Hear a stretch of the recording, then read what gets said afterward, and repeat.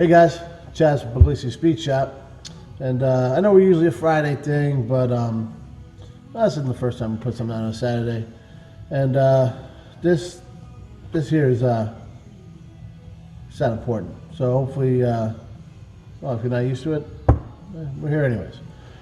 But I mentioned when we were doing John's truck that I was going to put out the information, the whole story about the accident and go into more detail about it all. And I was going to just put in the episode, and the more I thought about it, it's important, right?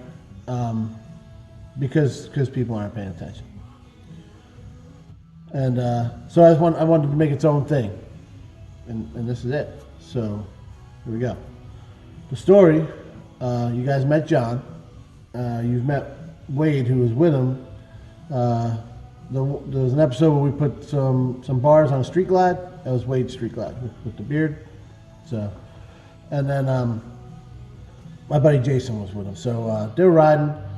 They were going down to do the Tail of the Dragon. It was 318 curves and like 11 miles. I have never done it. I have plans to, but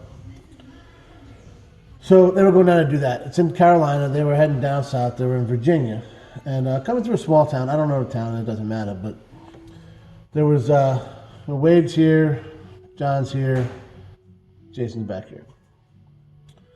So they're going through this town. It's like a 35 or 45, and they're in traffic. They're just cruising. It's not like they're like out there like wilding out. Like they're going traffic, flow of traffic. John sees out of his peripheral, corner of his eye, a car coming that was like, it was like a parking lot coming out like a service road type thing. There's a stop sign there. Like this woman, she had a stop sign. And he could see, she has zero intention of stopping. So he looks over, like, Wade, and he looked over at Wade. Wade kind of, he thought they were getting smacked, So John tries to kind of dip in behind him. He didn't have time. And boom, he gets smacked, right? He gets sent, kicks the bike, gets the back end of it, shoots him off the bike, right? He ends up sliding through the intersection on his forearms. And Wade was able to get a little bit out of the way, and then Jason, luckily had anti-locks, right? He locked up the brakes, whatever, and inches from her back door. So everybody stopped. She gets out of the car, and she's carrying on. Right now she's defensive, whatever you want to say. Look what you did to my car. Jason's like, are you crazy?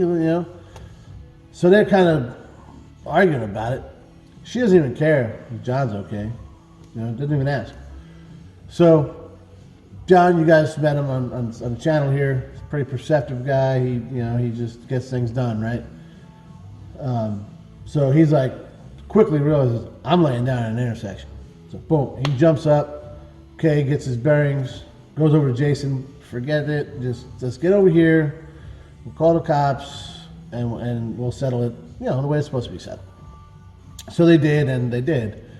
Paramedics came, wrapped him up, and he was all right. So he was wearing a t-shirt. Quite possibly the most ironic t-shirt. If you see the picture here. It's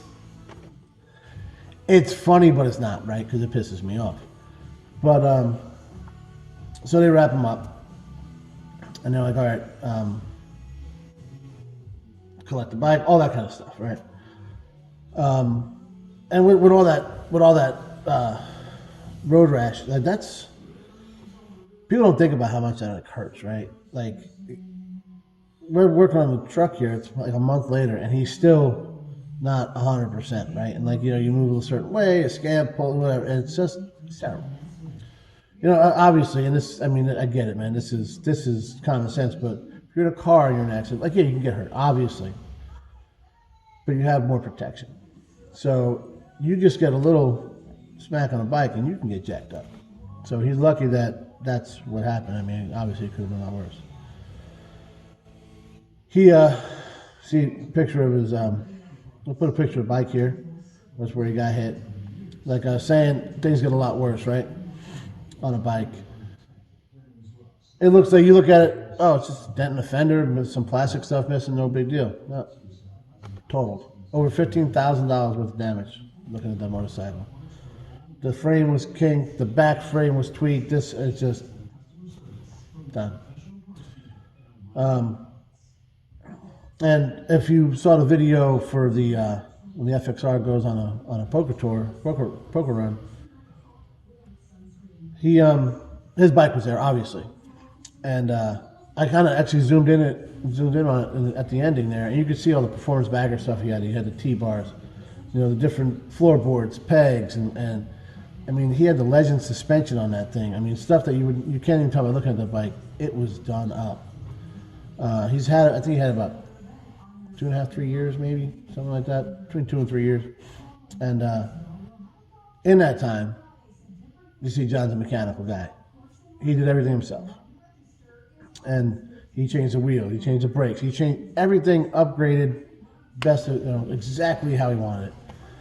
And no kidding, he the rear pegs he put on like right before he left on that trip, and the bike was how he wanted it for a couple hours until somebody drove into him. Here's a picture of his helmet. Luckily, he had a full face on, because you can see where that damage is. That could have jacked his grill up or something right there, right?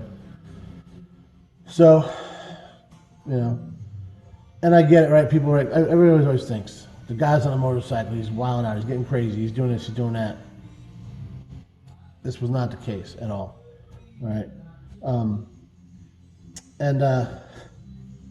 well, yeah, he wouldn't have had that road rash if he had, leathers on. Well, it was like 90 degrees out. If you think you're riding around in leathers 24/7, whatever, every time you get on a bike, you're crazy. It's ridiculous. All right. So, I've seen all the stuff, dressed for the slide, not the ride, and all that kind of stuff. Now, I'm not telling you to wear flip flops and shorts riding a motorcycle around, but there's times you don't ride in a t-shirt. It's just, that's how it is. I mean, I'm not going to beat that up. So, yeah, that's what happened there. So he had insurance. He had good insurance, so financially he was covered. But now he's looking for another bike. He's riding his other bike, but now he's looking for another bagger, and it's going to be getting it all done again, and spending all that extra money and all that time and all the stuff you can't get back, all because somebody didn't want to look. Now I'm not saying at all that this girl drove into him on purpose. I of course not. No, nobody in the right mind would do that. The problem is your eye is trained as a driver, especially if you've never been a motorcycle rider. Your eye is trained that you're scanning your horizon, whatever, to look for a cage, a large mass, right? That's what you're looking for. And you'll skim right over a motorcycle. Just because you're not looking for it, because you're not trained to look for it. So that's like, so my son, right? He has zero intention of riding a motorcycle. That's fine. There's nothing wrong with that. I have told him, I want him to take the motorcycle safety course. Like they got it at Harley, they got one on the base, in the communities, they always have them. Because it makes you a better driver. It makes you a safer driver. You learn these little things. And, on a motorcycle, you got to be defensive. So you actually become more defensive driver by doing that. And that's just something I think a dude should do. Know how to ride a motorcycle, know how to back up a trailer, things like that. But that's not the point of this video. My wife's the same way. She doesn't ride with me. She's not her thing. Again, that's fine. And but because of me and my friends and all that, I've been riding for over 20 years. She's the same way. And I will even point out, I remember when Andrew was a kid, I'd be like, "Hey, you see that bike over there, dude?" And he's like, "I don't care." Right? "Oh, look at the motorcycle, dude." "Okay, sure." And it was kind of just to get his eye, so he does. So they are aware of it, and all of my friends and family, I got it. But a lot of people that aren't. Like this woman was not. And when she got caught by surprise, of course she got defensive, and that's terrible. That's not how people should act. A year ago, we were going down the highway, and I didn't see it all happen. Much I didn't see John's happen either. Wasn't there. I came up around this corner, and I saw my friend Scott's motorcycle in the air. He high-sided it, and someone was looking out for him that day. And there's he got hit. He's merging on, and somebody didn't see him hit him. The person that thought they hit him, which I don't think is even the one that hit him, this woman was a wreck. She actually couldn't drive. She had to they had to tow her car. It wasn't really damaged, and they had to. I think they took her by ambulance because she was such a nervous wreck. She got all worked up because she thought she could have killed somebody, and that's a normal human reaction. I imagine, God forbid, if I ever was in that that situation, I'd sure I feel the same way. And that's it's a person. But so I was you guys know I was in the Navy. I was a motorcycle safety guy, coordinator, whatever, for actually 3 different commands for a long time. I took all the safety courses. I took, me, Kevin, and my buddy Sean, we took the police motorcycle course, the Ride Like a Pro, awesome class. All of them. Every one I went to, I learned. And not just riding skills, but, safety stuff, all that kind of thing, right? And so I want to talk about it so you guys take a minute, We used to hand these things out, right? Look twice for motorcycles. I got them around the shop. I got them in the garage, little magnets, whatever. And you used to see them all the time. And I don't see them much no more. It's kind of weird. I don't know why. The area I'm in, Southern Maryland, we can ride year round. So obviously I ride. Obviously, you guys know we all, we have the club, we all go out, that's what we do. And, we're year round. Southern Maryland, it gets cold in the winter. Sometimes it sucks, but we still ride year round. And there's a lot of cases around here. Guys running red lights, tagging bikes, and just there was 2 cases where guys were sitting at stoplights and got hit. Somebody coming through, drunk or speeding or just not paying attention. And I know. Anybody that doesn't ride, it's there's also a lot of guys who are, riding like jackasses into the woods and getting crazy. And yeah, I get it. There are. Does that mean it's okay for that guy to crash? Just because you ride like an asshole for a couple minutes. Now I get it. You're responsible for your own actions, but it doesn't mean you deserve to die or be injured or anything. Get a ticket, learn a lesson, something like that. Yeah, got it. But the way I hear people talk, it's crazy, and it's just upsetting. Of course, I went down. They say there's 2 types of riders, right? Those who have gone down and those that will. And I went out. I was 20-something years old, riding like an asshole. I was on a crotch rocket. Thought I could make a turn I couldn't ever possibly make, riding way beyond my limits and beyond the limits of the motorcycle. And I crashed. I had a full face helmet on, luckily, because it was destroyed. It was winter time out in California, so at least I did have I had a heavy jacket, I had all that kind of stuff. So I can't make the throw from third to first anymore. But other than that, I walked away. Well, I limped at the time, but I was all right. And it kind of leads me to the last part here. We need to drive home. While we were making the video, I said it was 4th of July weekend, right? July 3rd, a friend of mine from high school, we hadn't talked in forever. I graduated high school, I left from the Navy, and that's how it goes. But through Facebook and all that, we would chat from time to time and stuff. He had moved down to Florida, had a kid, nice business, big in the community, good guy, real good guy. And he was riding his motorcycle, and somebody pulled out in front of him and killed him. So he and so I read the whole article, and said he was at a high rate of speed.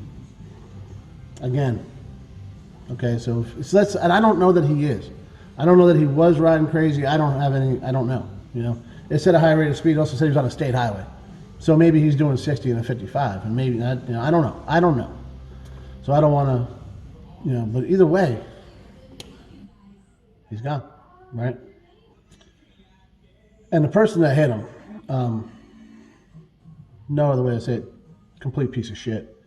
Doped up on Xanax, drunk. So she got taken away, driving while intoxicated. She got DUI. She's getting, you know, gonna go to jail for manslaughter, which she should. Doesn't bring Chris back. So, you know, I can't drive it home enough. You know, I was just riding home today, and somebody had to get in front of me. Right, I was on the bike, and they cut. Why are we doing this on the road? So, I mean, just ask you to pay attention. All right. I got a couple pictures of Chris, and he's here going to ride Tail Dragon. That's him. So, I didn't say any more. Like I said, guys, whether you're right or not, pay attention. Thanks for watching.